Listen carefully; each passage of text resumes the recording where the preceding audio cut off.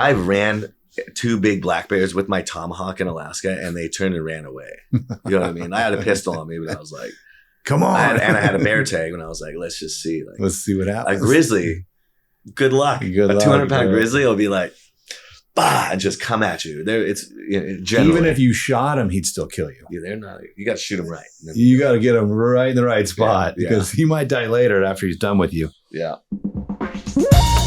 Shit's about to go down. I'm feeling something in my spirit. Chats and Tats with Aaron Della Vedova. Hey everybody, welcome back to Chats and Tats with me, your host, Aaron Della Vedova. Today is pretty cool because one of the things I like to talk about on my show a lot and just in general is, you know, after 30 years of tattooing, one of the best parts of my career is the people I've gotten to meet, you know, and sometimes they're my clients, sometimes they're just people that are in the shop getting tattooed. But I could count my best friends on 2 hands, and I think 9 of them I met either by tattooing them or bumping into them at the shop. So this is sort of one of those moments where I was here one day hanging out at Guru Tattoo, and I noticed a killer back piece being done on this gentleman by one of our, used to be a resident artist, Korai Onders. I always get struggled with his last. Oenders. It's hard. It's hard to say. Onders. I just say Corey. I just call him Korai, but he's a friend of mine, and he was ripping this bitchin' back piece on this guy, and I started chatting with him. Turns out me and him have some friends in common, and I started learning more about his story, and I'm like, wow, this guy's done a lot. And I pitched the show to him, and he's like, yeah, I'd love to do it. So, you know, I won't get into everything this man's done. We'll get into that here in a second, but without further ado, please welcome my guest today, Andrew Arrabito. Arrabito. I just go by Beto though. Like, is that your nickname? Arrabito is kind of long. So in the SEAL teams, it's just Beto. It's not. I got SEAL buddies with awesome nicknames. I just got Beto. I think it's a pretty good nickname. Works on comms. Yeah. Well, welcome. I mean, I'm welcoming myself.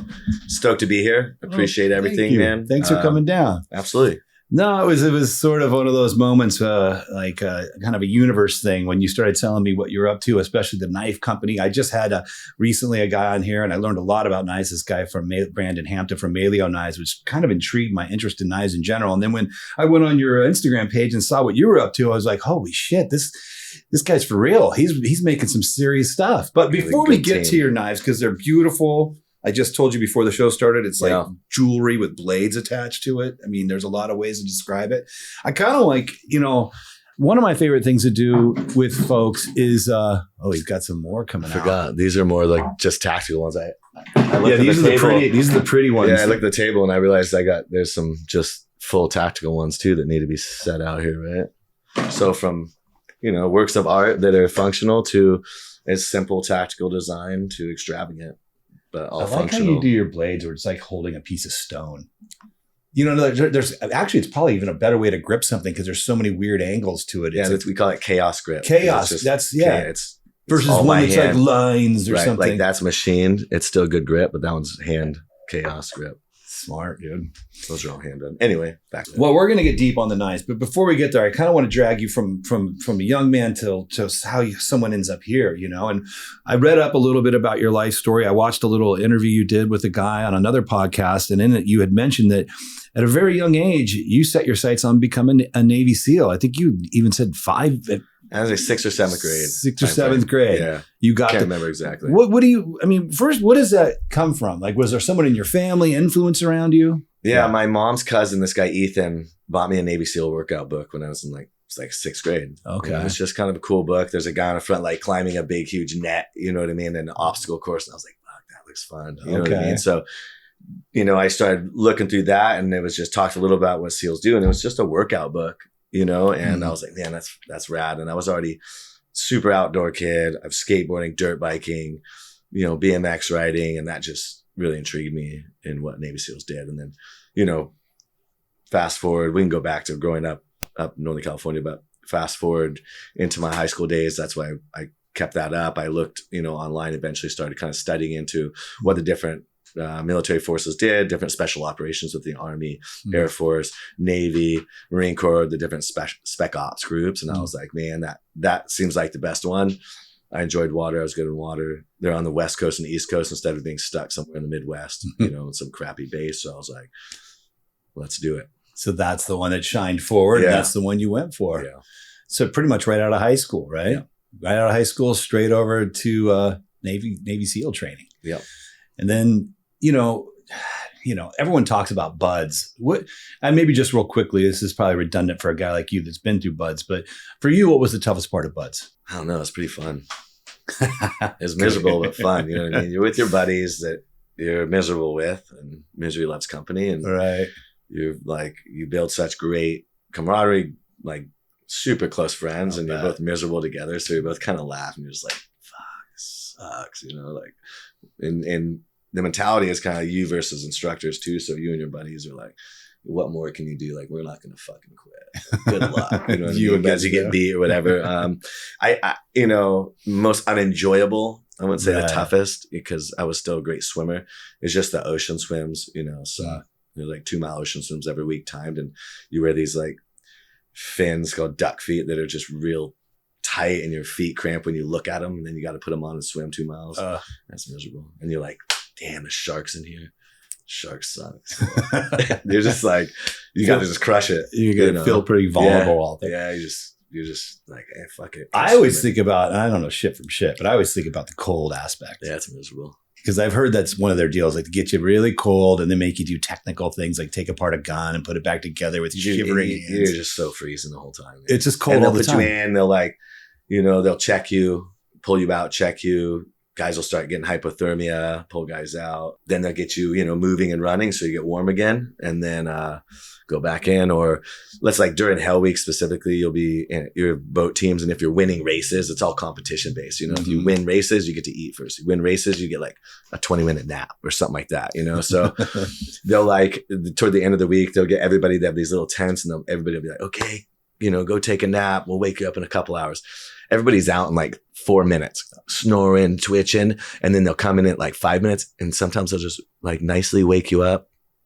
Come on, like walk you down to the water and be like, lay down, just nicely, not even yelling at you, and you're just like, oh, there's a mental torture to that. And then they'll be like, here's some hot coffee, like you can have it. We just need you to quit. You know what I mean? Let's help your guys out. We'll let your friends sleep another 20 minutes if you quit right now, man. Hook them up. Come back in a couple of years to training.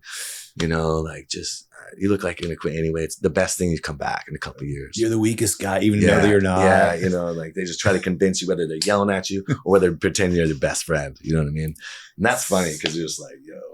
Well, it's like part of the training too, right? How susceptible are you mentally when you're kind of tired and cold? Yeah. Are you the guy that's going to tell the enemy the answers they want to hear? Right, it's fun. Can they brainwash you? It's a blast. Oh, I've got. Well, that would be the answer I would expect from a guy who thrives in something like that. That's fun, man. I like to believe I'm pretty strong in a lot of ways. I don't know if I was wired for that, but kudos to you. I was skinny and lean. That's what's nice. I ran so much in high school. I swam a lot. So being skinny, going in there, like running a lot helps because your body breaks down and has to have time to heal, and you have very little time to heal in training. So guys that are, not as physically fit, when their body breaks down, they need more time to heal, and you just don't have that. So guys' bodies break down, guys quit because of it, and guys' bodies break, where they get stress fractures, stuff like that. Because they're mentally there, but if the body can't do it, and sometimes if a guy's a really good guy and he's has stress fractures and something breaks, they might keep him in training and let him heal, and they'll hop in with another class coming through because they still want not him. If he quits. Right, not if you quit. Yeah, that's a different game. Yeah. So you get through that, and now you're a SEAL. And then how many years did you do that for? 10 years. 10 years. Yeah. And a lot of deployments in that 10 years? 3 deployments. So Iraq, Southeast Asia, and Afghanistan. Okay. Got the best of the three areas. So you got to get out there and do the job. It was a lot of fun. Yeah, well, obviously you enjoyed it. Obviously you thrived. Why after 10 years you get out? Why? Just caught up on, I had so many injuries over time, just had to catch up on surgeries, and I broke all my fingers almost off on this hand and had surgery there. And I was at almost 11 years, and I was like, well, 10 and a half years. And they were like, hey, you want to get out? You're 100% disability. You did 10 years. We'll work on giving you your retirement as well. And there was a lull in the war. So it was before ISIS kicked off. And I had such good deployments, like just absolutely destroying people, and it was just that middle time frame when there's not a lot of war going on and not a lot of missions. There's a lot of politics. and guys are not liking that. Door kickers like myself and my buddies are like this sucks. You know what I mean? So we want to keep going on ops. We want to keep taking people out. So it was that lull in the war, and I had done my 10 years, great deployments, kind of, you know, caught up on these surgeries on my face and my hands and stuff. And so I punched out with my 100% disability. And I was like 30 years old, 31. The time was just right. It was good. Yeah. You know, I think about it now. You know, a lot of people ask like, hey, do you regret getting out? A lot of people ask like, I don't regret getting out. I had great deployments. I had the best friends. I lost a bunch of buddies. You know what I mean? It's going to happen. Had ISIS kicked off and we could have gone to war and I could have been fighting those guys, I might have stayed in, but I hadn't. So, you know, whether it be fate or what, I'm not going to go back because I may not be here right now. Can't question those types of things. Yeah. It happened the way it happened. I've dodged a million bullets. So literally got to be grateful. Yeah, no. And then that is cool, man. And you know, a lot of life is timing and knowing the right time to be somewhere doing a certain thing comes from I don't know where that comes from. It comes from in your chest somewhere and you feel something, you feel it, you know, and or someone's watching over you. I don't know. Yeah. Are you a religious man? I grew up religious. I'm less religious now. Mm-hmm. You know, you believe in a God? A higher being. Yes. Yeah. That's kind of how I put it too. Yeah. I don't like when they attach the specific religion. It has to be a specific. I've like, you know, done ayahuasca a few times and stuff and like seen some pretty incredible things and felt some pretty incredible presences. And that's interesting. I was going to bring that up because of all the use of hallucinogenics now with PTSD for a lot of guys that do what you used to do. There's a group called Vet Solutions that another prior team guy started, and they take guys down. Guys do medicine. I don't know if you know what iboga is, ibogaine. Yeah. So guys do that. Yep. The guys who are already out of the SEAL teams, a lot of guys in the special forces community guys, and it's done absolute wonders for guys. And some of my best friends have done it, sat with me and told me what they saw and felt, and it was like, that's why you did it. You did this after you got out. No, I did ayahuasca after I got out. After you got out. I haven't done iboga. Was it kind of specifically for, you know, some like kind of clearing off the energy of what you've been doing for 10 years? You know, I did after I got out, you know, with, you know, traumatic brain injury, guys get out and they're from lack of sleep, low testosterone to, you know, getting blown up, getting shot at, shooting fucking rockets, everything. There's your just brain is kind of foggy, kind of messed up. So I've done like Newport Beach Brain Treatment Center. They fire a magnet in part of your brain. They test your brain, part of your frontal lobe maybe running faster or less than the back. And just they have, there's a lot of stuff out there for guys. Guys just need to be proactive at making themselves better. Also just healthier living, right? Exercise, fresh air, eating better, not drinking as much. Little things like that really help guys in the long run. But these are like little things that kind of like jumpstart that, you know, whether it's ayahuasca and guys are having, you know, guys drink too much a lot of times in the military, and then when they get out, it becomes an issue, right? And their next step in life. And when you get out, right, you become kind of like unimportant anymore. Like you're just a normal dude starting over again. Identity crisis, right? And you go from such a high responsibility job that means so much with your best friends to you feel it's meaningless on the outside. So building yourself back up, but then drinking too much, and it's a depressant, and guys just kind of struggle building themselves up again on the outside. So that's what ayahuasca obviously, you know, helps with, as well as iboga and I don't know, healthy living. No, dude. I mean, the data's in. It helps. You can't argue with that data. You know, agree. I myself have done a lot of mushrooms for this reason. You know, just for mental health and you know, maybe just wanting to feel better, wanting to feel more centered and more alive and DMT as well. I haven't done ayahuasca. It's definitely on my list. In fact, I'm making some arrangements here that it's probably going to happen soon. But that, you know, it's funny. I grew up in a Catholic family. They weren't, you know, once grandma and grandpa died, no one really went to church all that much anymore. But I grew up in the Catholic church, and the idea of, you know, God, the figurehead at the top was always didn't feel so right to me. So my reaction to that was sort of to get, as a young man, kind of like there is no God, you know, I don't believe in any of it, you know, I think when you die, you're just dead. And then after I did DMT, that flipped me, man. I now believe, as you put it, a creator of some kind, because I don't know. There's another power, man. And there is, it's like DMT will show you. And then 5-MeO DMT shows you. I haven't done that one yet. It's you know, there's so much more to this world. There's so much more to ourselves and what we're capable of. inside of us. It's very, you know, my buddy kind of put it a certain way. Every time you blink, you're like, it's just uploading everything you smell, saw, heard, and it's just stored your entire life. Mm-hmm. But going back to certain moments of time, we can't. Some we can, some we cannot. Majority we can't. I can't go back when I'm, you know, 3 years, 8 months, 9 days, and 12 hours and 42 minutes and know exactly where I was and what I smell and what I was doing. Jumping on a trampoline, maybe. Right. You know what I mean? Catching a frog. But it's in there. It's in there. Whether or not you can access So that's it, what these things access, right? Mm-hmm. That internal weather to ayahuasca, iboga, goes in and your entire life you can see simultaneously. And things make sense. Yeah. You know what I mean? Way more. Or that's things are dealt with. Yeah, that's interesting. You know, when you're doing shrooms, sometimes you have these connections in shrooms. You're like, oh my God, like that makes sense. Yeah. And you have these really cool little moments of times where your synapses are all firing and the right to connect because all the damage that's been done, you know, there's so much damage in our brains, but we see what we hear, how we live day to day with all this damage. And when you fire all these, you know, neurons in your brain, it kind of clears these pathways again. And then the right ones connect again. You know, I agree with you, but I've never heard it put that way. Yeah. It makes a whole lot of sense. Like all the information's in there, all the experiences of your entire life, every moment you figured something out and maybe forgot you figured it out a year later. Yeah. You know, these drugs almost light it all up at once and the whole puzzle becomes clear for an hour or two. That's or little things that, you know, and what I think is you take those little moments of clarity or moments of guilt, because I've been like, oh man, I need to, you know, talk to this person more, or I need to let these people know how much I love them because they meant so much to me and changed me in my life so much, the love I've been given, right? So I'm like, there's little things like that. And you take those little, you know, clarity moments or those little moments and like, okay, I'm going to apply these in my daily life from here on out. And you try to work on those. And you fall off here and there, but those are those little stepping stones to be a better human, better your life, better your environment, take care of those you love, right? Well, that's one of the biggest things that comes out of these drugs is plant medicines. I like it, that better word, but is empathy and compassion. Yeah. I don't know anybody who's taken a large dose of any of this stuff who didn't feel a lot kinder and more loving. They come out like more mad at the world or anything.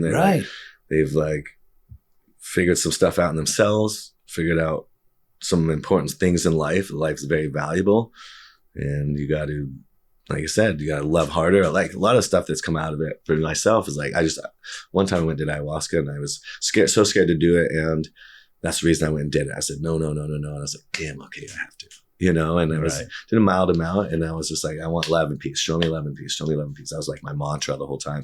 And I got it. And it was pretty incredible. That you said love and peace. Yeah. Show me love and peace. Give me something. A lot of little things in my life were going on. It was just hectic. Mm-hmm.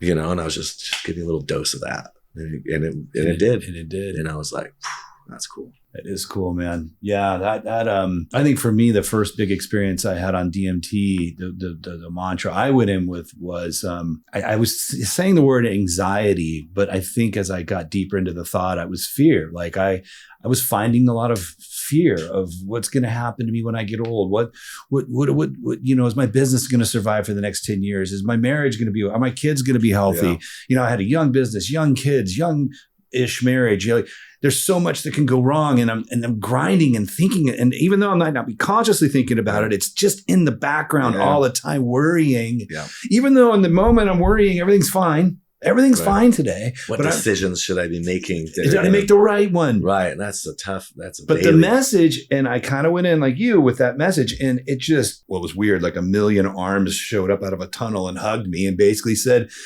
you're doing fine. Everything's going to be fine. Stop with the worrying.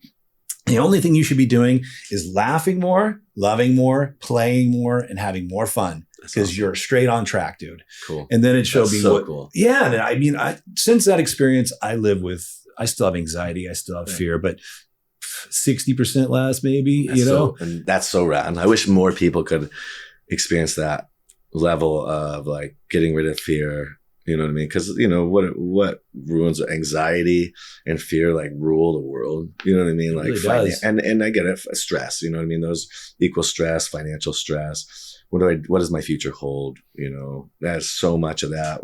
What decisions are the best to make sure I'm on the right path in life, that I'm going to be the happiest? You know, my decisions now, whether people prey on them, whether you talk to friends about your life and your future, whether it's business or personal, you're trying to find out the best decision for the best path, for the happiest life, the most successful. When I say successful, I don't just mean financial, but with happiness, you know what I mean? So, and being a positive influence to those around you.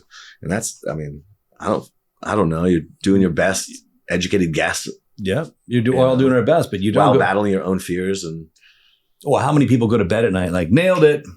Yeah. Every night. I could have done it better. Or should have done it better. Fear's a funny one because I often look at animals a lot. I just look at them and to me, there's obviously two types of fear. There's primordial fear. That means there's a bear actually chasing you. Right.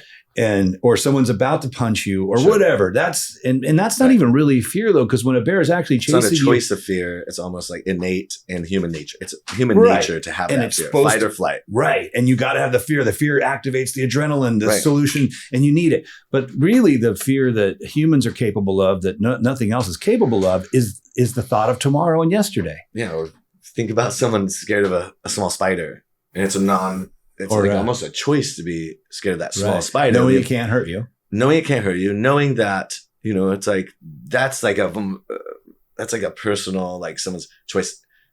They also at the same moment in their mind is like, okay, logic says I'm way bigger. This can't hurt me. But I'm going to let myself be afraid. That's it's I've been very scared. Like sharks in the ocean. I hate diving in the ocean at night on like oil platforms, You can't see a thing this far in front of your face. And every second, or you're jumping out of a helicopter into the ocean, waiting to be picked up. But in the entire time you're like this, I'm going to get eaten by a shark. I'm going to get eaten by a shark. I'm going to get eaten by, like every 4 seconds, I'm like, I'm going to get eaten by a shark. I'm going to get bit by a shark. Well, I'm at least with my friends, so the chances go down. You know what I mean? But I still do. I almost laugh about it. Like it's almost inevitable. And then I can continue just to do my job and not let it affect me. Just acceptance. Yeah. And I mean, you at least bring up something that I think that's at least reasonable. Floating in the middle of the ocean, worrying about a shark eating you. We can all relate. Like we'd all probably feel that way. But I think what I see in people, and even in myself a lot of times, is we as humans are experiencing tons of anxiety about the thing that might happen next year. Right. Or the thing that happened a year ago. Yeah. And we spend so much of our time not here now, tomorrow, next week, But these hallucinogenics I've done have helped me a lot. It's just get me. I always ask that to myself when I'm feeling anxiety. Aaron, what's wrong right now? Right, that literally in this exact moment, like right now with me and you, what's wrong? Nothing's wrong. Everything's cool. So why don't you feel cool? It's a good question to ask yourself when you're going through that in your head. Like, what am I doing to myself? It's what are those real fears and what's causing those? You know what I mean? Like the fear of making a decision because it's going to affect somebody else negatively. That's kind of been some of mine, like whether it's relationship stuff. Like if I make this decision, how's it going to affect somebody I love? And if it's the right decision and it affects them negatively, it still may have to be the right decision because you do affect those around you, whether, there are right decisions in life that still are painful. You know what I mean? So there's a level of like, okay, whether it's you just feel bad for hurting somebody else, but it may be the right decision, and I've dealt with that with relationship stuff, more recently in my life. And I'm like, do I just go along with it because it makes that person feel better, even though it doesn't make me feel better? Or I don't think it's the right thing. No, that's not right either. So those are those hard decisions in life where it's like, okay, this hurts, but it is the right thing. Doing the right thing is often not popular. Right. Tougher. It's tougher. But yeah, knowing in your heart what is the right thing to do, you just got to keep doing those things. They add up, and in the long haul, I think things usually work out, But anyway, but the whole conversation here being about, doing ayahuasca, DMT and things like this, it can be so beneficial for this stuff. Right. And it's just hilarious to me how many people you meet in life that are just, drinking whiskey every night, and you even bring it up, they just look at you like, oh, you do drugs? Why would you ever? I'm like, okay. Okay. You guys don't get it. Well, that's cool. I'm okay with that. I'm going to do me. It's helped me. Yeah. It's good. I think it's absolutely beneficial for some people. It's probably beneficial for more people that are scared of it. Yeah. Oh yeah. When you feel that like trepidation, believe me, I do not want to take ayahuasca. I didn't want to smoke DMT. I did it because I knew there's value in there. But you're never going to get part of it is overcoming that fear. It really is. Like when you can overcome those little bits of fear or obstacles, which your own self can be an obstacle in the small things, you'll be better at overcoming the bigger things. True. Yeah. The small things add up to those bigger things. Yeah. And then something comes along and you just can't seem to beat it because you never practiced to beat anything before. True. That's a good way to look at it. Yeah. Just every day, pick a little small battle you can win. Sure. Take something that's a little scary and overcome it. Sure. And then you can just make them bigger and bigger. Because really that never goes away. Life is, I don't want to say it is scary because honestly, I don't think it is. I think we're all okay. But it feels scary when you look out in that world and you see the freeways and the jets flying by and your phone's ringing and everyone's racing around doing shit. It's a little overwhelming. Like, and whoa. Always going to have obstacles. There's always going to be something. Especially if you're a person who wants to sucede and grow. Especially then. You know what I mean? You can always, fall back and not do shit. And you're going to have, you're not going to have the same obstacles, but you're going to be miserable. You're not learning, you're dying. Yeah. You're not growing, you're dying. Yeah, I like that saying. Like a tree, it's either growing or dying. What are you doing? Yeah. We're like that. Yeah, absolutely. Speaking of that growth, this kind of leads me to the next thing. So I'm just thinking about you 10 years as a soldier. You're out, you're a civilian. And how quickly does the knife thing come up for you? Is it just you knew on your way out, I'm headed to go do this? Or did you float aimlessly for a year or so just thinking, what am I going to do? No, I grew up in the outdoors. I had older brothers, family up in Napa Valley, a real outdoor family. So we were backpacking, camping, fishing all the time growing up. So, being in the teams, I was really busy. I did some backpacking, little camping, and then obviously in the teams, like overseas out in the middle of nowhere. But I wanted to like start hunting again and backpack, get back into the wilderness again. So when I first was getting out, I started a brewery and distillery and had some really dishonest business partners. So I learned a lot, first couple of years when I got out, and then I pulled away from that. I started working up in Hollywood, doing stuff for Michael Bay, working on Transformers. Became friends with him and worked at like 13 hours, The Last Ship, Transformers 3, 4, and 5 with him. And on those sets, you're doing the military advisement stuff? Advising and then running around like as doing extra work, running around as soldiers, shooting. And some stunt work too, right? Some stunt stuff, yeah. So I was doing that when I was having issues with the business partners at the brewery. I got out of that and I was like, man, I don't want to live in LA. I like, backpacking hunting. I like wilderness more. I like mountains. Like I don't want to live up here and try to hustle for the next job in LA. It takes your whole life. I met some really good people up there to this day, some really close friends. And I was like, man, what should I do? I could go back and contract. I could go work for the agency. I could do plenty of contracting that makes really good money. But I was like, I would have just stayed in the military. Back to what you were doing. Yeah. With a better group of people with more assets, doing a gnarlier job. So I was like, man, you know what? I should just make some knives like I did when I was a little kid with my older brothers, like from some of my SEAL buddies, my buddies that are either active duty or guys who are out, make one for myself, get back in to start hunting and fishing. I started fishing a lot more anyway because we're in San Diego. So that's kind of how it started. I was like, I'll research what best steel is nowadays. I'll research what, type of grinders and hand grinding and materials. I started doing that. And I was just about one grinder. I got some really high-end steels from American Crucible Steel and started just designing and making knives. And I was under the awning in my backyard. And it was like the end of 2014, beginning of 2015. Started doing that. And I just took some pictures. That's it. I didn't have a website or anything. Just posted pictures on my Instagram and Facebook of just my learning process. And then, I was working on these 50 knives, kind of a simple camp knife. And long before I was even done with the 50, I had enough friends and people that hit me up just from seeing little like, hey, I'll take one. I'll buy one, And I think it was like $275 or $300 each. Right. You know what I mean? So it was rad. I had a plastic table in my living room with the knife I'd be working on and a little piece of paper with the name and their email address, Just a sticky notes. Yeah. And all those knives go for like $25,000 to $50,000 a knife now on the secondary market. Oh, wow. Because of the OGs. Just the original. And like the first original design, I designed a half face lion was the first one based on my dad's piece of artwork. And then the second knife I designed was a karambit, had a half, or it was a Zeus actually. It's like a very utilitarian, I don't have one on the table, but had a half of Zeus's face. The third knife was a karambit, had a half eagle's face. Okay. The fourth knife was this design, and I did the half native face with the two eagle feathers. like that. And then I got to this point where I was like, man, I'm going to design more knives. I'm going to have a hard time coming up with a half face for everything, a new half face. So I was like, I'm going to stick with one. So all those original knives, if you can find with the original half faces, they're so extremely valuable now. Because it's all the Native American one now and the earlier ones. Okay. And we do limited edition runs with some stuff kind of like the earlier ones. Anyway, started getting into that. I hired my roommate, hired my other buddy, built a little shop in the backyard, and the demand was there and it just kept growing and growing. So I didn't do a website for maybe 2.5 years. So I was finally like, you know what, here's what we do. We would take custom orders. We'll take custom orders. We'll make what we want to make as well. And then as we finish stuff, we'll just put it on the website. That's cool, man. And then that grew into just bigger and bigger. And it's still growing. I mean, this year will be interesting, economically wise, our economy fluctuates. We feel some of it here and there. Depending on like our production knives, but I'm working different pieces of the business and I have such an amazing team. Like it's incredible.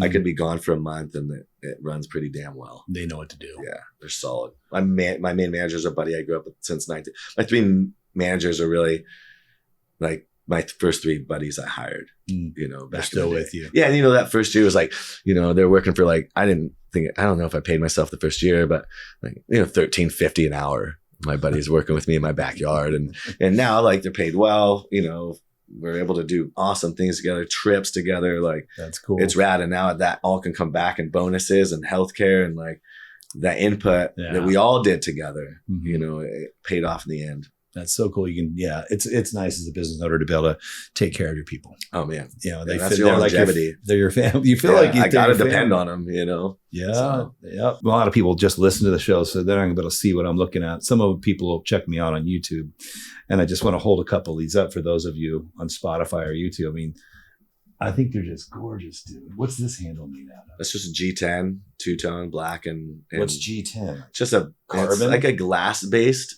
powder that's put together. It's a really strong, pretty normal grip for knives. That's a micarta, just custom. That's a carbon fiber from Lithuania. Well, we were talking about this before the show. I was like, and I thought maybe that was the reason. I'm like, this way you do your grips, it's like you're grabbing a natural piece of stone, which to me makes it a better grip because there's so many weird angles and knobs that you're, more places you can just grab it and you're like, you call it chaos. Yeah, chaos grip. I've never seen anything quite like just that. Chaotic.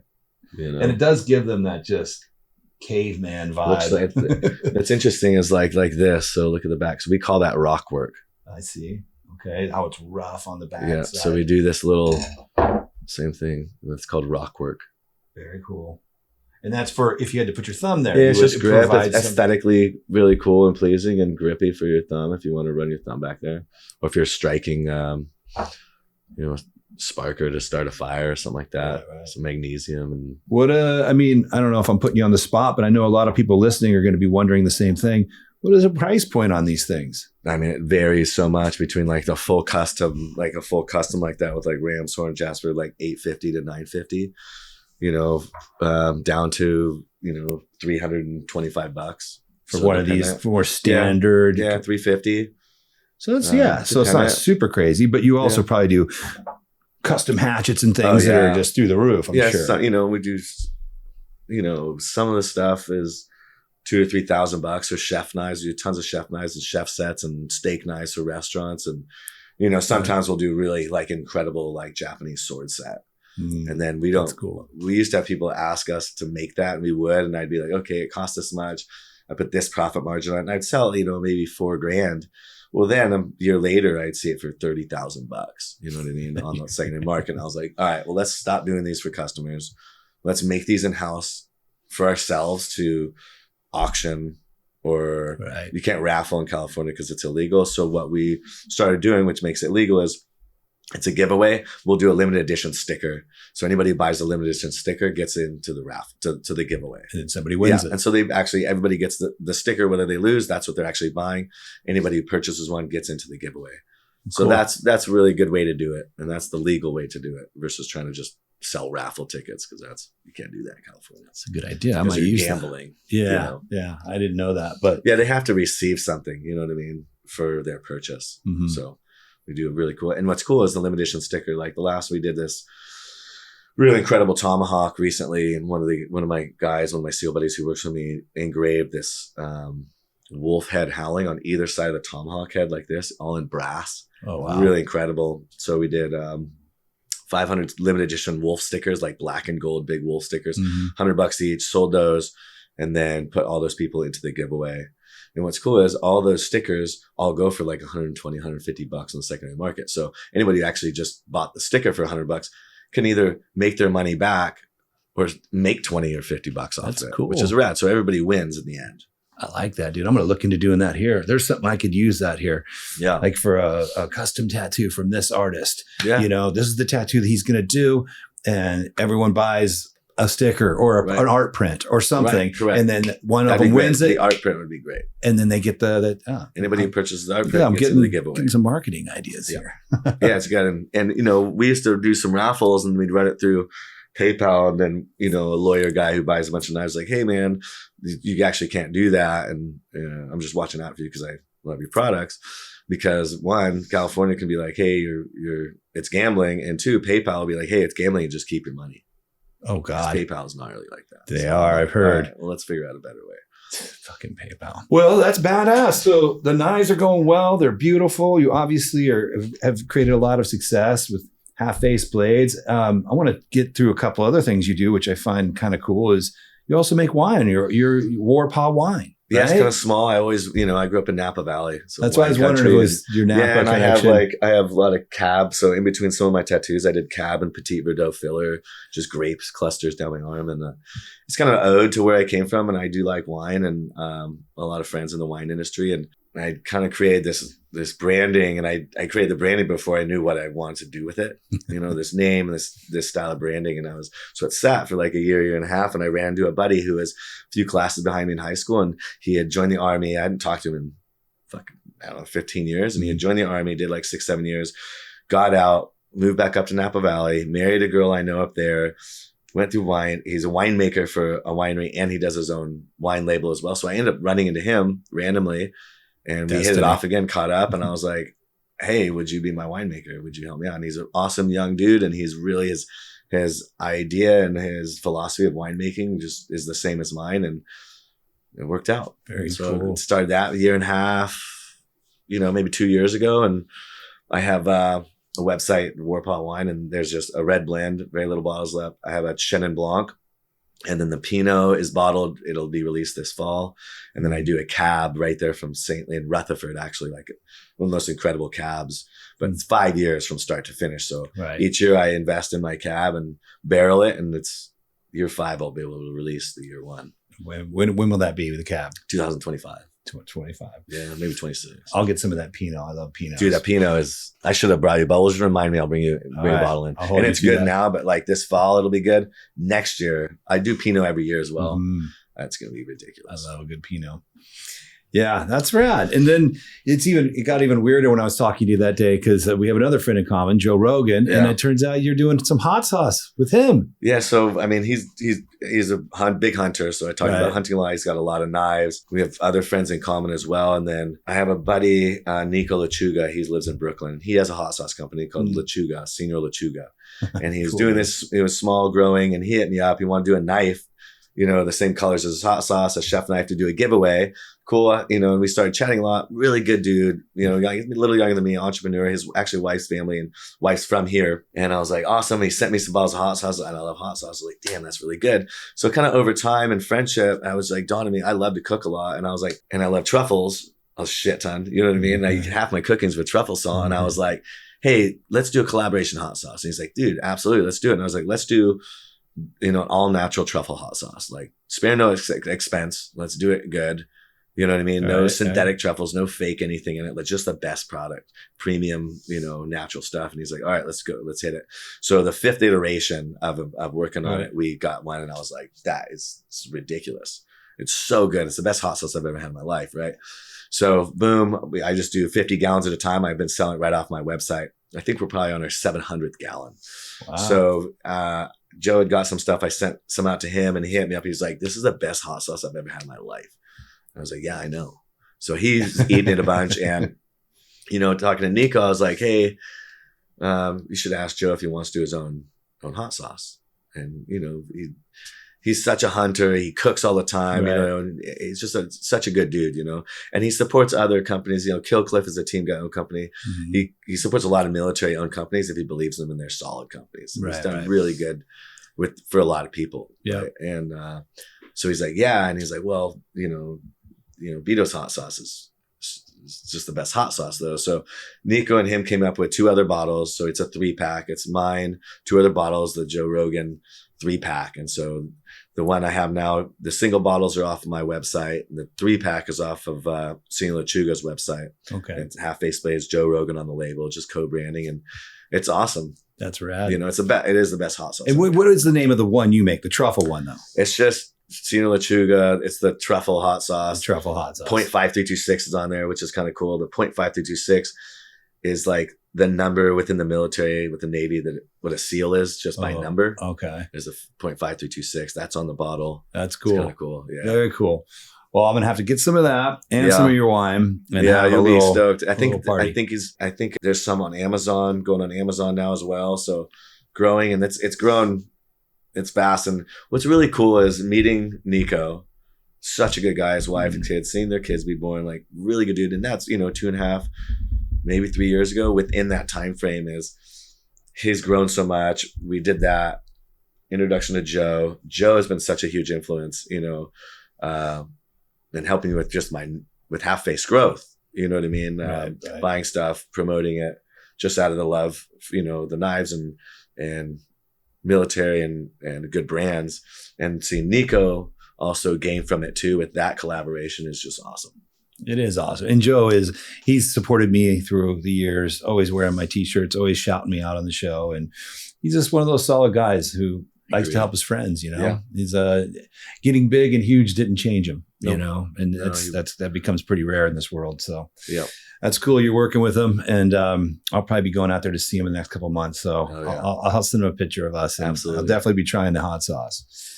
This is awesome, man. I love your story. Just starting off with a dream to go serve your country, to be a soldier, to be a warrior, did it, got out, and was able to, and then the work you've done personally just to kind of, I don't want to say heal PTSD, because I don't even know if you have PTSD, but just to shake off the energy that's left behind from that level of a career, and to restart yourself and to reinvent yourself. Right. And I don't know if not a lot of people pull that off, and it seems like you really have. And I think that's something to be proud of. And I'm stoked for you, dude. You're kicking ass. Your knives are beautiful. I can't believe how beautiful these things are. But what's next? You got any big plans, or you've got enough going on where you just got to keep running what you got going?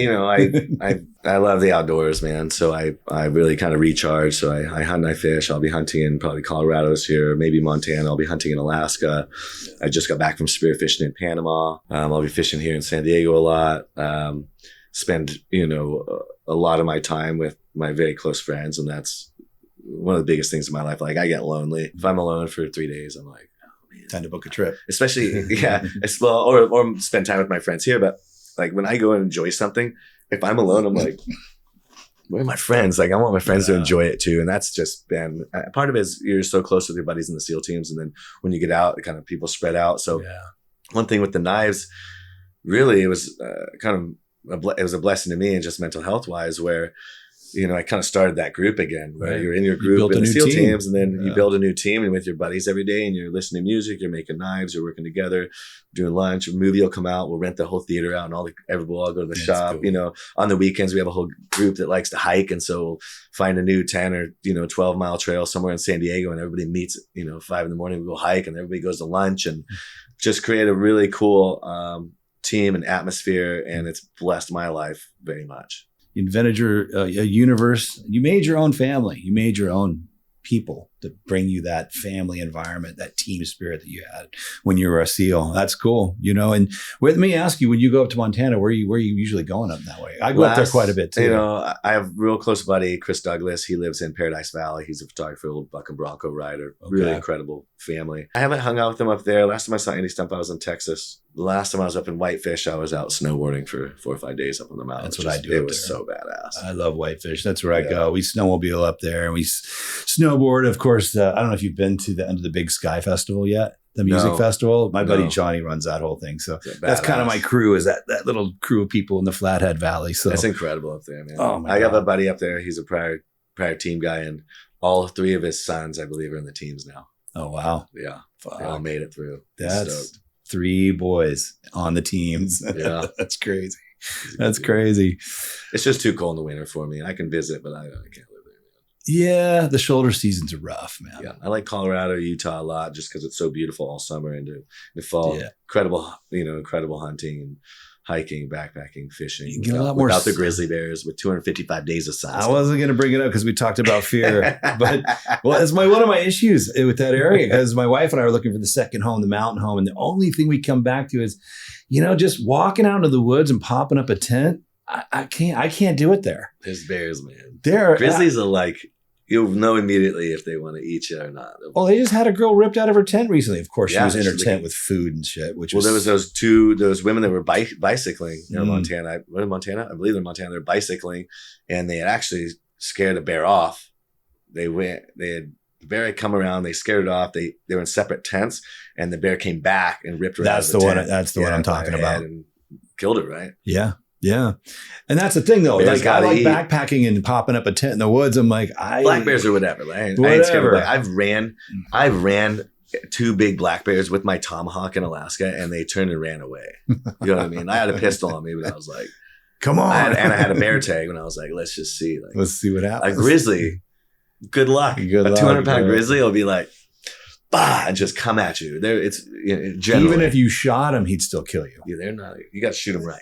You got to get him right in the right spot Yeah. because he might die later after he's done with you. Yeah, Yeah. I saw a lot of grizzlies last time I was up there. I did too, man. I was on a hike a few years ago with my wife. We were 50 yards away from 2 different grizzlies on one hike In Montana? in Montana. Yeah, up in Glacier National Park. And they didn't come at us, but and my wife's so cavalier about it. And I'm like, honey, that grizzly could be right here in Yeah. 8 seconds. Where are you Yeah. going to go? They boogie. You're not going up a tree. You're not. What are you going to hide? It just Yeah. happened they weren't interested. It was, berry season and they were just doing their thing. Yeah, they're Oh my God. no joke, man. I've seen some monsters up in Alaska. They are true monsters living in those woods. Well, this has all been great, dude. It's been great getting to know you better. What about tattoos? You got this tattoos. Yeah. What was your first, All before over. we close this out, this is Chats and Tats. What was your first tattoo? I was on a mission trip to Tonga when I was like 15 years old, and then some of the guys there, I was on the mission trip or helped build a school, I think, and I met some of the guys that played rugby, these big old dudes, and like they took to me, and I was like, awesome, like would go play rugby with them, like let's give you a tattoo, and I was like, all right, I'm in, I'm 15, maybe 16ish, and I had Tony and Joey, which are my brothers that died when I was 7, my older brothers, so I had their names in my arm, and they had like the little motor on the back of a toothbrush that was melted sideways with a pen with the needle, and they're dipping in the ink, you know what I mean? Just running it. And I got that, and I came back and my mom lost her mind. You know what I mean? Yeah, I was like, whatever. I've since then covered it up and done better tattoos for some of my family, but that was my first tattoo. That's a good first story, man. Yeah. That's OG shit right there. Yeah. Yeah, it was funny, man. It was cool. And then your latest piece, obviously I said at the beginning Yeah. of the show, was your back My piece, back. which is a based off a painting your dad did, Yeah. right? Yeah, the original is probably 2.5 by 3.5 feet, really big. It's a lion's head. So I wanted to do that for a long time, and it just I think it's beautiful, dude. Corey. I almost didn't go with Corey because I had made an appointment. I'd send him a picture. I talked to him. I made an appointment with him. It was a 2-day appointment, and I had to cancel the first day. And whoever the lady is I talked to canceled both days. So when I went in there, They didn't think you were coming. they canceled both days, and I just needed to cancel one day. And I have another buddy, James Strickland. He lives in LA. He lives in Montana now. Okay. Really incredible. You have to look him up. All right. Incredible tattoo artist as well. Obviously wanted to find somebody here in San Diego. You didn't have to go fly somewhere to get multiple days. So then I was like, I had ordered lunch and everything to come and sit with Corey, brought everything in, and the lady had canceled. And I was annoyed. You know what I mean? And I was like, I'm not annoyed at you, Corey. It's not your fault. And he felt bad. And then we started chatting. I was like, it's all good. Like, I'm good. I'm going to go with somebody else. So, but he hit me up like a week later. He's like, hey, I'm going to be back in California. I'd really like to do it. You know what I mean? And I was like, okay, maybe. You know what I mean? Then he hit me up again. He's like, hey, man, reaching out again. Here's the dates. I can open up these dates for you. And I was like, all right, fine. Let's do it. So then I came in and we did 7 hours first day, 5 hours the next day, 4 days later, another 5 hours. and got majority of it done. Now I'm going back up to see him Thursday, Friday, just to get it finished get in there deeper. Yeah. That look at, I mean, that's sort of like color portrait style he does. Yeah. It takes layers. For that stuff. I'll go back again after these two. And people don't understand that that's what it takes. It's not like a traditional tattoo where you make the outline, you put the shading, you pack color on top, it's fucking done. Well, people, have those really great videos, the tattoo artists, where they spray everything on there or they have the foam on there and they're like, and it's like really incredible. And I'm like, that could have been 8 sessions for that final. Oh, usually is. You know what I mean? It's not just Instagram is a lot of people like they sat down there, they finished it that day, and I'm like, dude, people. You're out of your mind. Instagram has skewed the general population's idea of what on it takes. Everything. On everything. Right. I know. Why am I highlighting tattooing? Everything. But yeah, you get people in here that are just like, yeah, I think I want one of them back pieces, and I'm like, okay. This is the hours, this is the time. Dude, give me $10,000 and 30 hours, right? Yeah, and, 30 is pretty common for a full back piece, and people are like, "What? I got a couple days. I can give you 3 days." I'm like, "Dude, you ain't get no back piece in 3 days." Yeah, you can. You can get a little heart on your lower back. Yeah, get the little tramp stamp and get you one of those, which is miserable. Now, getting my lower back on the spine itself done, I was like, I have this mad respect for tramps now. It's crazy. I'm like, yo, you women are nuts. Or you men. There's men tramps out there. I was a part. The tramp stamp phenomenon was probably 20 years ago. It kicked off like wildfire. I must have done lower back tats. 1,000 of them. And so just rad. Every time you're like watching women, this is mostly women, like men. To prove. I don't know, man. I don't know whether they're doing it to prove something or it was popular. Obviously, it was just what everyone thought was, for a lot of girls, it was cute. It was sexy. It's miserable to get. It's miserable, dude. That area is it'll light you up. Yeah, it does not feel good.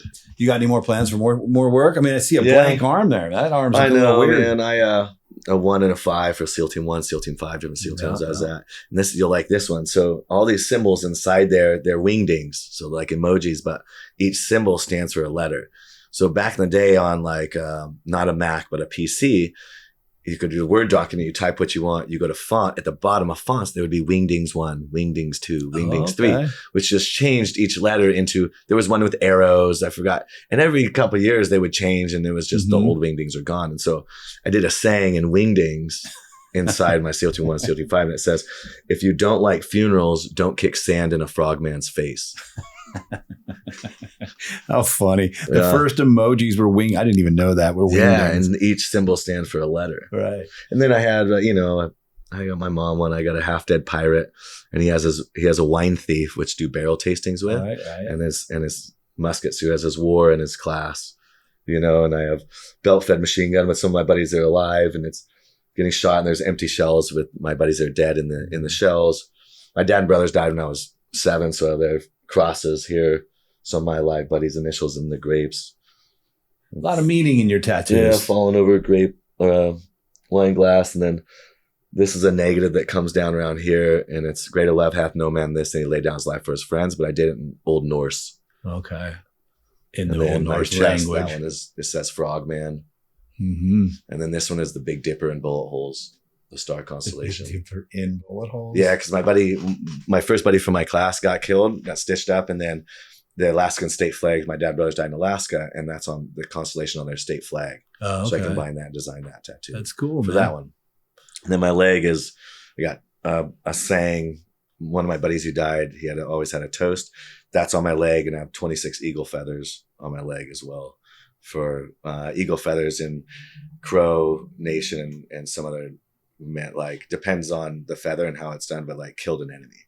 Mm-hmm. So I got eagle feathers on my left leg and a toast. So that you represent the kind of person that collects for meaning, So really each one you look at and it's a story of your life, which is super dope. And I mean, we've talked about it on the show before. It's also super cool that people just get things they think that look pretty. I got buddies with like, I want this, I want this. And that's why I was having a hard time, you're like, hey, you want to get tatted up while you're here? And I was like, man, like I have some stuff I'm working on. You don't just get shit. Yeah, I'm like, have some stuff I'm working on. I'm like, also it's, it's painful. And like, I've been through pain and I don't particularly like it. You know what I mean? So my left leg was, I don't know how many hours it's from my top of my hip, all the way down to my ankle. And I did it. here, I did the whole thing, boom, boom, boom, boom, boom, like just be miserable, get it done. And it was so painful. I was like, oh man, I'm going to sit in the Epsom salt bath. Didn't even think about it. So the Epsom salt pulled a lot of the color out. Okay, and I was like, oh my God, I'm so stupid. So it was so painful, like the inside of my leg and stuff like that. And it was so painful. I was like, it took like 2.5 years for me to go back another 5, 6, 7 hours on it. I was just like, oh my God, like I'm going to put myself through this misery again. Like, all right, punishment. Well, and some tattoos can be, the pain level can be wildly different from one area to another. It's insane. I mean, people think it's probably kind of the similar. No, you can go from an area on the outside of your arm, very manageable, you're chilling, to inner groin. And I mean, I've had moments on my, like, especially where my, like, back of my thigh connects to my butt cheek, kind of right up there? Deep in there. Well, right where the crease of the ass cheek is on the inside. Yeah, I have my whole inside here done. Yeah, me too. And I remember I remember laying there thinking, this is equivalent to torture.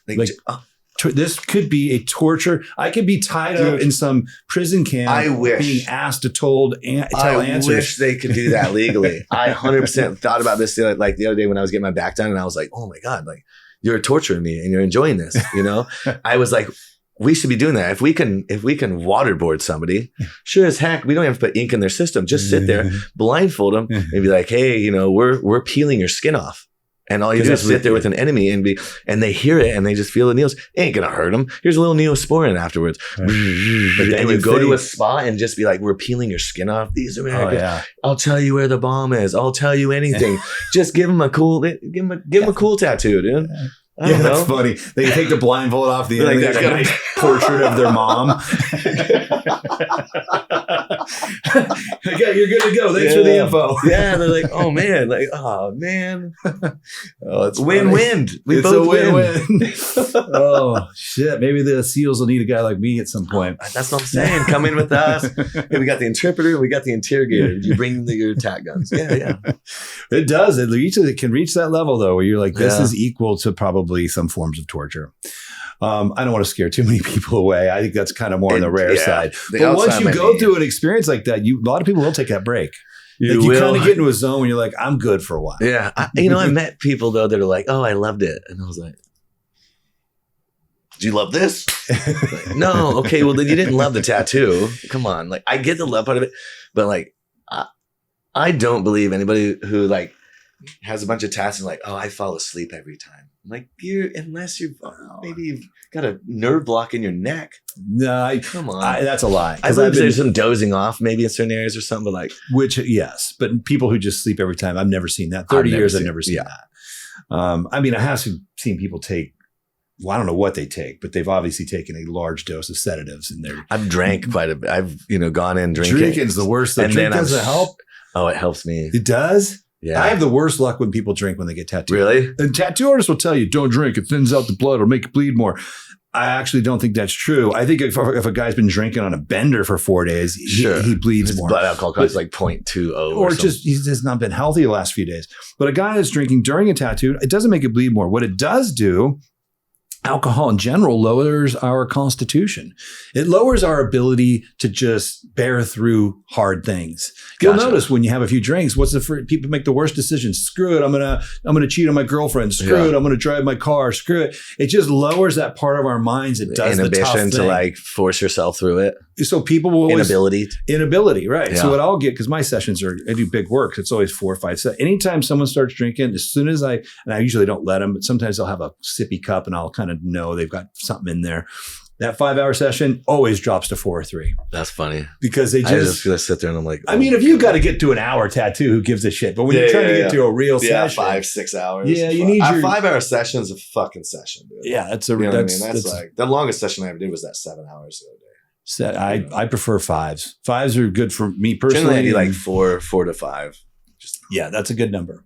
That's right when the tattoo artist is getting a little tired, you're getting a little tired, everyone's hungry, everyone's kind of over it. I mean, I've definitely been at the point where I was so over it after, I think maybe it might have been the last 5-hour session was that needle was just barely touching and I was just like, my body was like, no. Like shutting down. I was like, oh man. I was like, and when you get to that point, we want to be done too. Because that energy, it just screws up. It's so hard. You're like, oh. Yeah, whatever. It's good though. It's beautiful, that tattoo. I'm stoked to be, digging into it again with Corey. Well, I'm go see his family. I'm gonna meet his kids. He's such a good guy. he's such a good dude. Yeah. Yeah, no, he didn't want to leave our shop, but he needed to for family reasons to get his family back to Colorado around other family. I understand. Yeah. But we do miss him. But he comes back regularly, so we still get to see him once in a while. Sweetheart guy. Well, right on, man. Well, this has been good. Thank you for coming on the show. Everybody out there listening, check out Half Face Blades. That's Instagram. HalfFaceBlades.com. Yep. Warpaw Wine. Yep. Wine. Just look it up, Google it. Warpaw.com. We'll have links at the end of the show in the show notes as well. If you need ammo. Okay, you have the ammo company too. Canoe Club USA. All right. That's out of Vegas with a very close SEAL buddy of mine.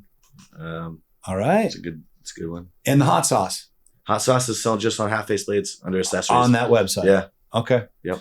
But definitely everybody who's listening, go at least, I don't know if you're in the market for a blade, a knife, a hatchet. Is that what you call these? Hatchets, tomahawks, chef knives. You, at the very least, go to his Instagram site and see these. I got a cease and desist on that one. That's another one of my companies. From Bass Pro? Yeah. They got pissed at you. Yeah. That's funny. I didn't even know. I thought it was a Bass Pro ad. I just read it. Kill bad dudes. I have a brand called KBD on the side. We do some cool shit and cool tools. And it's done really well. I've done it maybe 3 years. What I did is I gave 49% away to my buddies who've been with me at Half Face for a long time and some of my SEAL buddies. So we all work on kind of cool, fun shit together. And then we'll do drops, like 2 or 3 drops a year once we have enough stuff. So I'm actually transferring that and starting another brand called Apex Offensive. And we'll have some KBD center that because I get hammered on Instagram. They're like, I'll post something that says kill bad dudes. And it's like, they just take my Instagram down. I'm like, oh, you love it.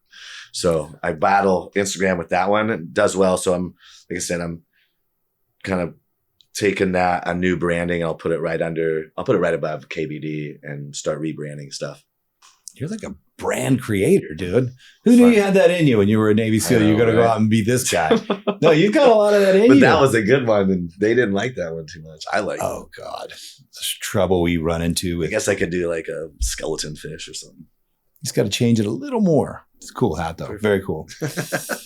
Well, I hope we have a reason to hang out soon, my friend. Maybe it'll be in Austin at one of Joe's shows. Maybe it'll be in Montana, and we'll bump into each other up there for some other reason. I'm up there a lot. You're up there a lot.